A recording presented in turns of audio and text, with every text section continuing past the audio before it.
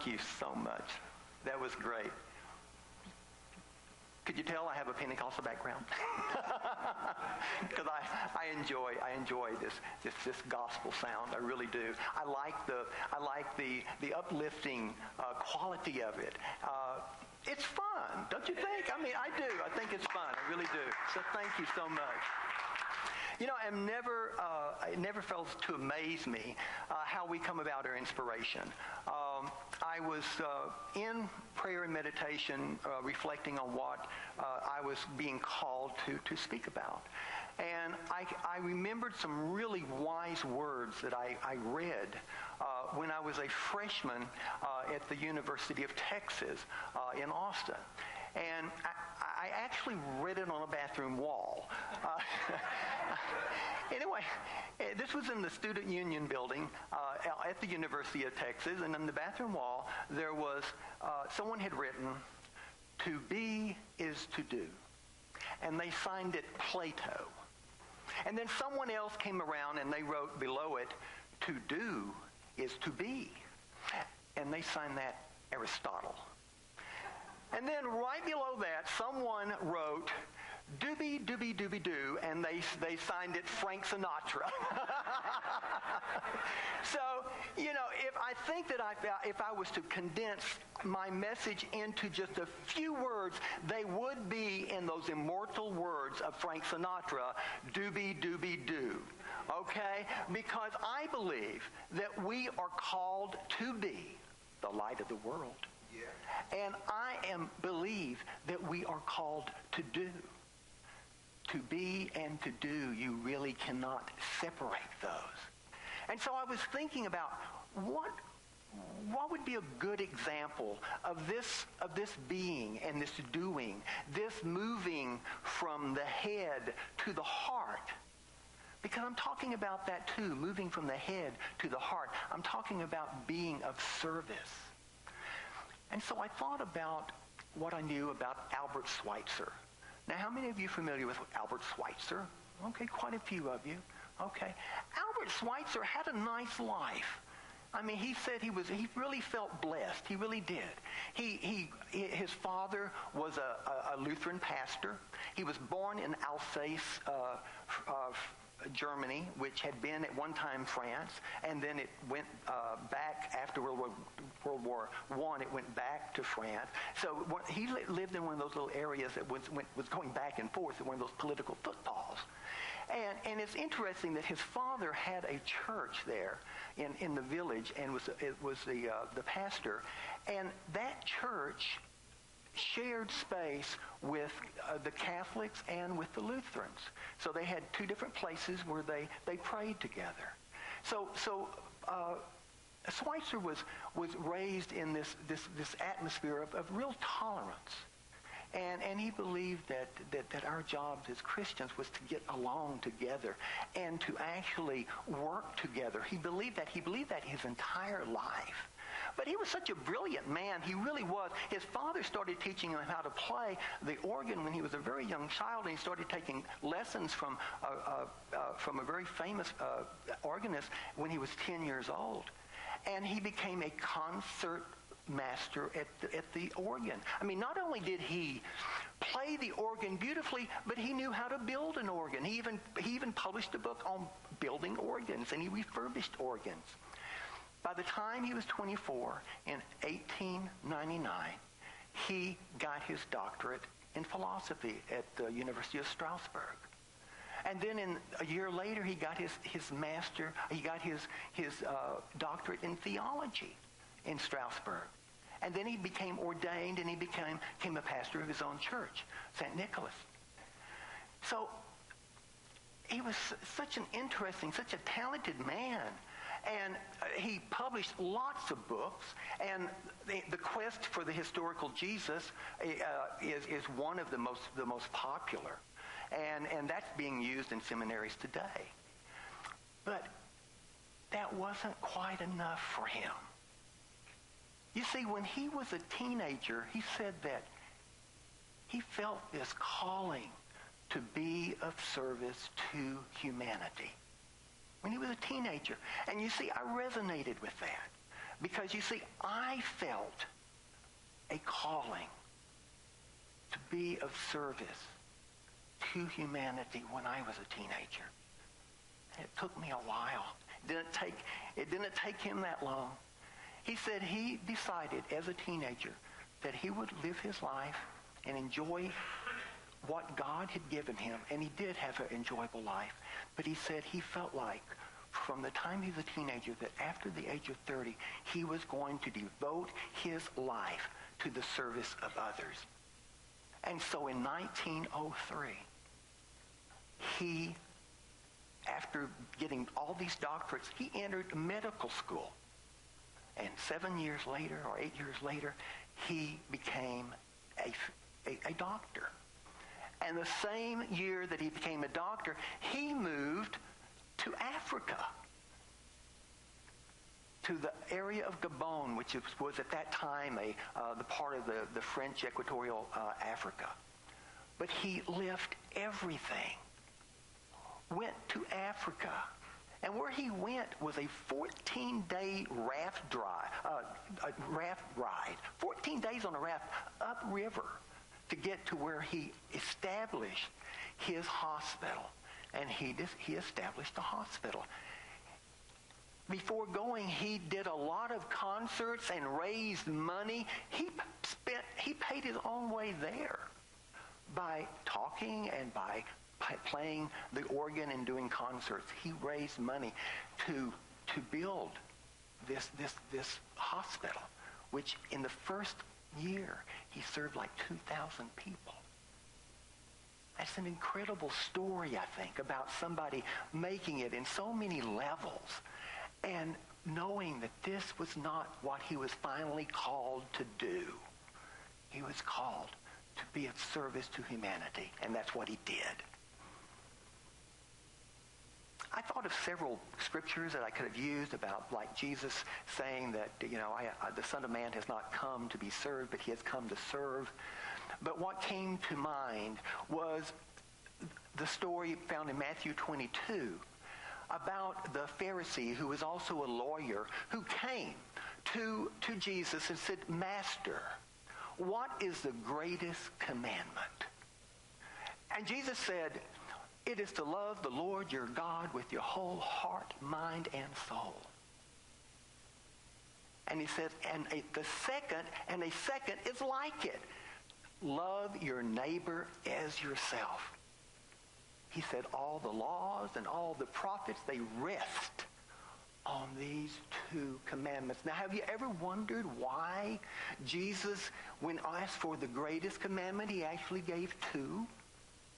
Or have you ever wondered, if you really look at it, he actually gave us three commandments there, because he said to love the Lord your God with your whole heart, mind, and soul. And then he also said to love your neighbor as you love yourself. You see, Jesus understood that in order for you to love your neighbor, you absolutely have to love yourself. And in order for you to love God, you've absolutely got to love your neighbor. You know, the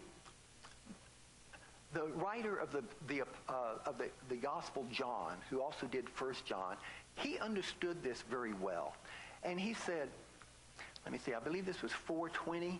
In 1 John 4:20, he said,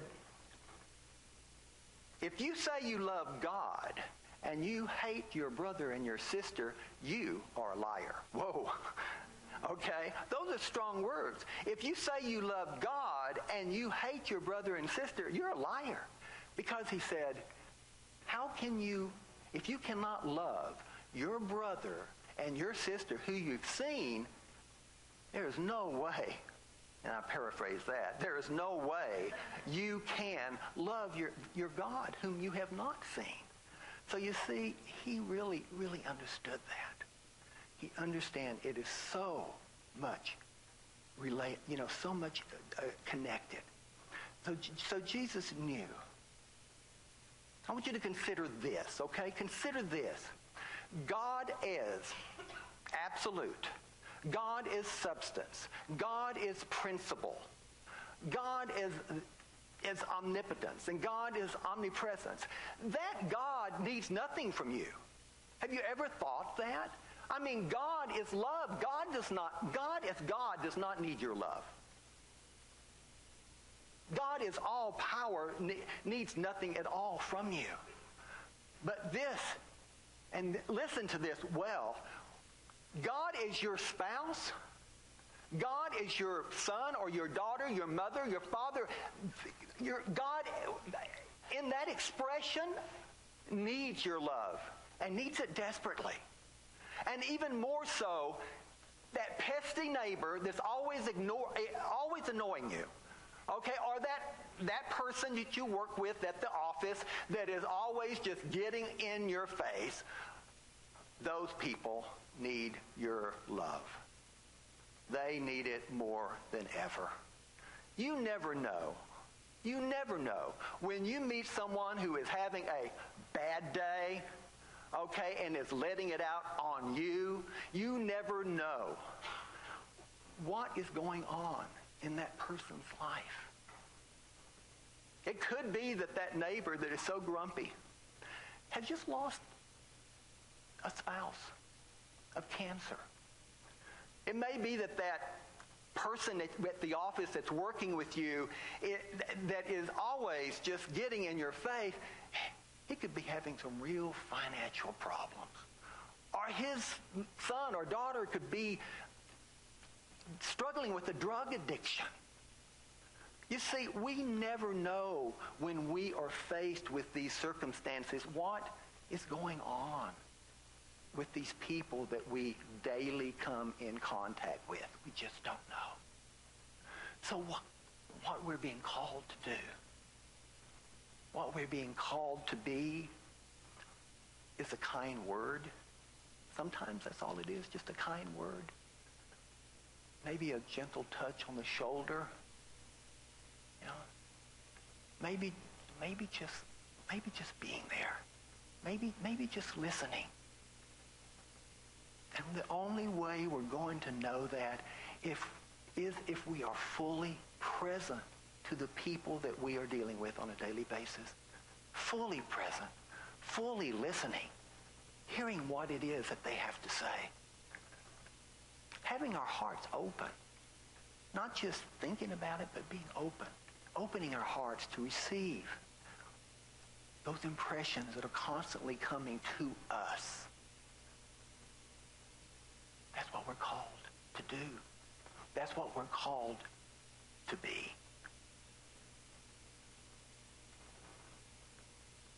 The Fillmores, they understood this. I think a point here is, how do we do this? The head to the heart. It's by not just realizing that we are one. You know, our first principle, there's only one presence and one power in the universe and in my life. There is only one presence and one power. But you know, knowing that up here, it doesn't cut it, because we have our fifth principle, and it says knowing this truth, knowing the truth is not enough. We have to live it. We have to live it. We have to get out of here. And you know what they've said, that the longest distance we travel is that 18 inches between the head and the heart. And we are constantly being asked to do that. We are constantly being required to do that. Because it's only by moving from here to our heart that we can be what it is that we are being called to be. And that's different and unique for every situation that we find ourselves in. You know, the deepest meditation that we can go into, the deepest, it does not take us out of pain and suffering. No, it doesn't take us out of pain and suffering. It emerges us into that pain and suffering so that we can share, so that we can be with that person who is suffering. The deepest prayer and meditation unites us with those who are suffering.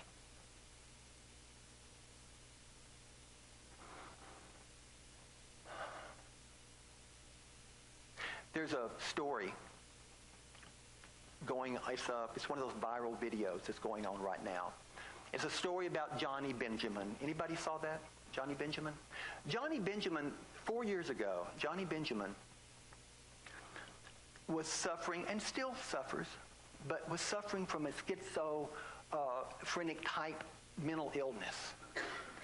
And he was so depressed one day for living with this schizophrenia that he decided to take his life. And so he went to a bridge, and he was going to jump off and kill himself. And someone saw him and saw that he was distressed, another man, and just went over and talked to him. And Johnny said, that was a pivotal moment in my life. He is now a mental health crusader himself, campaigner for mental health. But the kindness of that stranger was a pivotal point for him. It was a matter of life and death. And so Johnny Benjamin he after about 4 years, he always wondered, who was this person? You know, he really wanted to meet him again and let him know how much that little act of kindness had helped him. And so he did a video, and that video went viral. And he was on the Today Show, and he started, doing all these talks around who was this person. And finally, this person by the name of Neil saw him on I think the Today Show, and said, "Wow, that was me." And this is what Neil said when they finally met.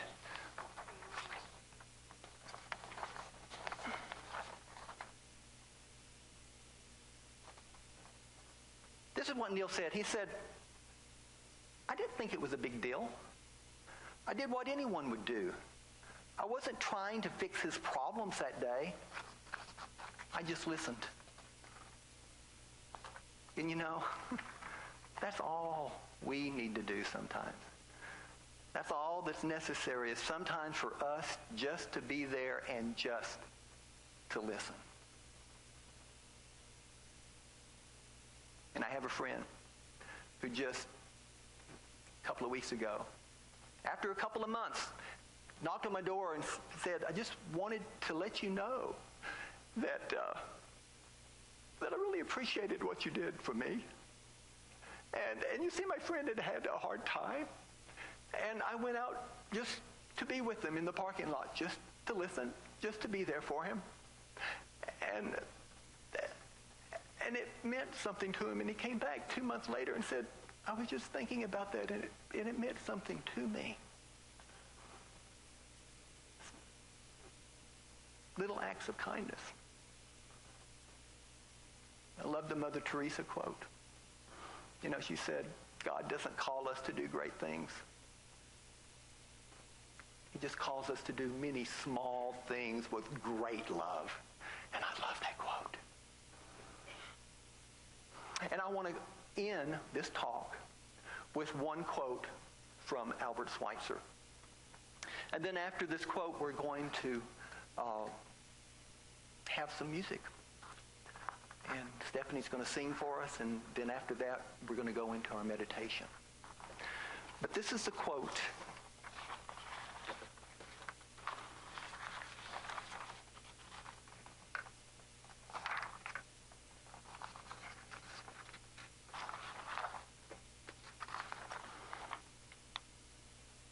Albert Schweitzer.